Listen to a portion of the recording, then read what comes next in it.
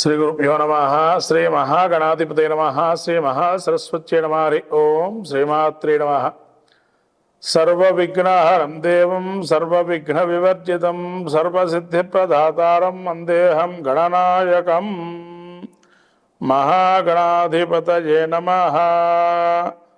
సప్తాశ్వరతమారుణం ప్రగన్నం కశ్యపాత్మజం శ్వేతపద్మధరం దేవం తం సూర్యం ప్రణమామ్యహం. శ్రీ గురుభ్యో నమ. రాశి ఫలితాలకి స్వాగతం. భక్తులందరికి కూడా ఆ యొక్క మనం ప్రతి మాసముందు కూడా రాశి ఫలితాలు చెప్పుకుంటున్నాము. అట్లాగే ఈ యొక్క రాబోయేటువంటి పుష్యమాసము, ఈ యొక్క పుష్యమాసము జనవరి మాసానికి సంబంధించి పుష్యమాసముగా మనకు ఈ యొక్క మాసం యొక్క విశేషము. ఇప్పుడు పుష్యమాసంలో మనకు ఈ యొక్క 30వ తారీఖు డిసెంబర్ నుంచి ప్రారంభమవుతుంది. అందుకని జనవరి మాసము పుష్యమాసంగా మనం పరిగణింపబడుతుంది. ఈ యొక్క ద్వాదశి రాశులకి రాబోయేటువంటి మాస ఫలితాలు చూసుకున్నట్టయితే జనవరి మాసం పుష్యమే. ఈ యొక్క పుష్యమాసం యొక్క ఫలితాలు ఏంటి, ఏ విధంగా ఉన్నాయి, ఏమిటనే పరిస్థితి మనం తెలుసుకుందాం. ముఖ్యంగా ఈ యొక్క ద్వాదశ రాశుల్లో గ్రహాలు ఎక్కడెక్కడ ఉన్నాయి అని మనం గోచారం చూసుకున్నట్టయితే ప్రస్తుత కాలము రాబోయేటువంటి అతిపెద్ద పండగలో సంక్రాంతి అనేది మహా పెద్ద పండగ. అంటే మకర సంక్రమణం. ఇది మకర సంక్రమణం వల్ల మనకేం అనేది అనుకున్నట్లయితే ఈ సంక్రమణం అనేది ఏంటంటే సూర్యుడు ప్రత్యేకంగా తన గమనంలో మనకు ఈ యొక్క మకర రాశిని మనం తీసుకొని దక్షిణాయన ఉత్తరాయణ పుణ్యకాలం తీసుకుంటాం. కాబట్టి మనకు ఉత్తరాయణ పుణ్యకాలం అంటే మహాపుణ్యకాలంగా చెప్పబడుతుంది. కాబట్టి సూర్యుడు మకర రాశి ప్రవేశంతో 14వ తారీఖు మకరంలో సూర్యుడు ప్రవేశిస్తూ ఉన్నాడు. అట్లానే కుజుడు మనకు మిథున రాశిలో సంచారం జరుగుతుంది. అట్లాగే బుధుడు 4వ తారీఖు నుంచి ఈ యొక్క మకర రాశి సంచారం. అట్లాగే మళ్ళీ శుక్రుడు మనకు కుంభరాశిలో సంచారం. శని ముఖ్యంగా కుంభరాశిలో ఉన్నారు. మీనంలో రాహు ఉన్నారు. అట్లానే గురువు వృషభం వక్రగతిలో ఉన్నాడు. అట్లానే ఈ యొక్క కేతువు కన్యలో ఉన్నాడు. ఈ రకమైనటువంటి గ్రహస్థితిని మనం చూస్తున్నాము ఈ యొక్క పుష్యమాసంలో. ఈ పుష్యమాసంలో రాబోయేటువంటి మకర సంక్రమణానికి సంబంధించి చూసినట్టయితే ముఖ్యంగా మనకు రైతులకి సంబంధించినటువంటి కాలంగా రైతులకు కానీ రాజ్యాన్ని ఏ విధంగా ఉంటుందని మకర సంక్రమణ యొక్క ప్రధాన ఉద్దేశంతో చెప్పబడుతుంది. కానీ మనం మాత్రము ద్వాదశ రాశుల యొక్క ఫలితాలు చెప్పుకుందాం. శ్రీ గురుభ్యో నమ. శ్రీ మహాగణాధిపతయ నమ. సరస్వత్యై నమ. హరి ఓం. శ్రీమాత్రే నమ. పుష్యమాసం జనవరి మాసంలో మాస ఫలితాలు చూసుకున్నట్టయితే వృశ్చిక రాశి వారి యొక్క పరిస్థితి విశాఖ నక్షత్రం 4వ పాదము, అనురాధ నక్షత్రం 4 పాదాలు, జ్యేష్ఠ నక్షత్రం 1, 2, 3, 4 పాదాలు వృశ్చిక రాశికి చెందినవి.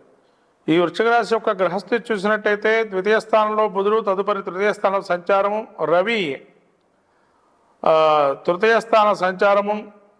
అట్లాగే చతుర్థ స్థానం ముందు శుక్ర శని సంచారము, పంచమ స్థానం రాహు సంచారము, గురువు సప్తమ వక్రగతే షష్ఠ స్థాన సంచారము. అట్లానే కుజుడు వీరికి భాగ్య సంచారము, ఆ యొక్క వక్రగత అష్టమస్థాన సంచారము. అట్లాగే ఈ యొక్క కేతువు ఏకాదశ స్థాన సంచారం. ఇటువంటి సంచారం చూసేటైతే గ్రహ సంచారము ముందుగా తృతీయ స్థానం ముందు ఈ యొక్క చతుర్థ స్థానం ముందు బుధుడు అద్భుతంగా గోచరిస్తున్నాడు. ఈ యొక్క తృతీయ స్థానంలో బుధుడు కొంతవరకు ఇబ్బందితో కూడుకున్నటువంటిది, కాస సంబంధమైనటువంటి వ్యాధులు కానీ రోగములు కానీ ఇబ్బందితో కూడుకున్నది. కానీ రవి మాత్రం అద్భుతంగా రాణిస్తున్నాడు. రాజ్యపుత్యత, ఈ యొక్క వ్యవహార దక్షత, దర్పము అటువంటివన్నీ కూడా రాజ్యపుత్యత లక్షణాలు బాగా గోచరిస్తున్నాడు, రవి ఇస్తున్నాడు. అట్లనే శుక్రుడు ఈ యొక్క వృశ్చిక రాశి వారికి బంధుమిత్ర స్వజన సాంగత్యము, సద్గ్రంథ అనేక గ్రంథ పఠనము, విద్వాంసులతో కొత్త వాళ్ళతో పరిచయాలు, తద్వారా నూతనమైనటువంటి విద్యా ఆవిష్కరణలు, విద్యావంతులు అయ్యే అవకాశం ఎక్కువగా ఉంటుంది. అట్లాగే శని చతుర్థ స్థానం అర్ధాష్టమ శని కాబట్టి కాలికంగా అరిగిపోయినటువంటి కార్యక్రమాలు ఏవైతే ఉన్నాయో అవన్నీ కూడా కొందరు స్తబ్దుగానే ఉండే అవకాశం ఉంటుంది. శని యొక్క ఇది వల్ల ఎక్కడైనా కూడా విద్యార్థుల్లో కానీ ఉద్యోగస్తుల్లో కానీ నిరాశ నిస్పృహలు గోచరిస్తున్నాయి. పంచమ స్థానంలో రాహు ఉండడం వల్ల సంతానంతో ఇబ్బందులు కూడుకున్నది, మొండిఘటంగా వ్యవహరించడం, ఆ యొక్క సంతానాలు కూడా ఎక్కడైతే పొందారో గౌరవ మర్యాదలు అక్కడే చెడిపోయే పరిస్థితి రావటము, ఇది వృశ్చిక రాశి వారికి రాహు యొక్క స్థితిని బట్టి.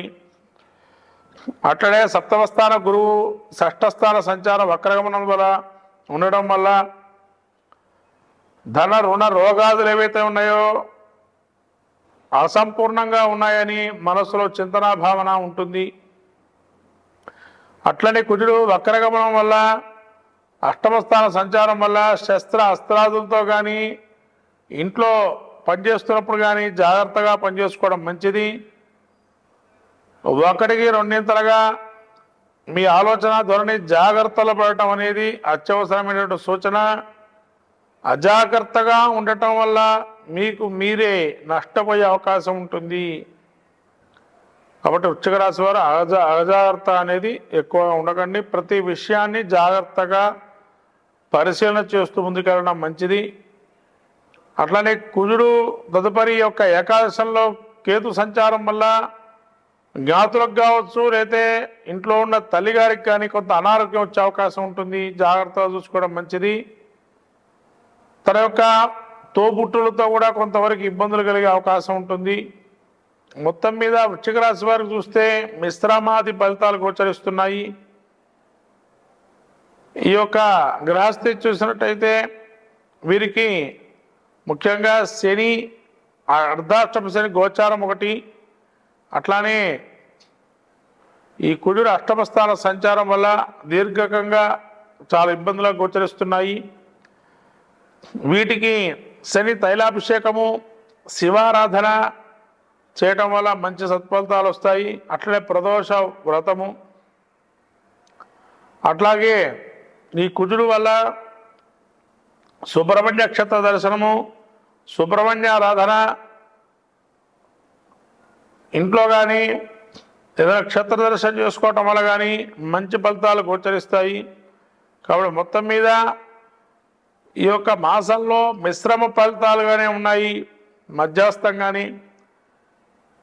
ఈ పరిష్కార మార్గాలు ఎంచుకొని తగిన విధంగా చేసుకోవడం వల్ల పుష్యమాసంలో కూడా కొంతవరకు మంచి ఫలితాలు పొందుతారు. మానసిక అప్రశాంతం నుంచి కొంతవరకు ప్రశాంతత వాతావరణాన్ని గోచరిస్తుంది.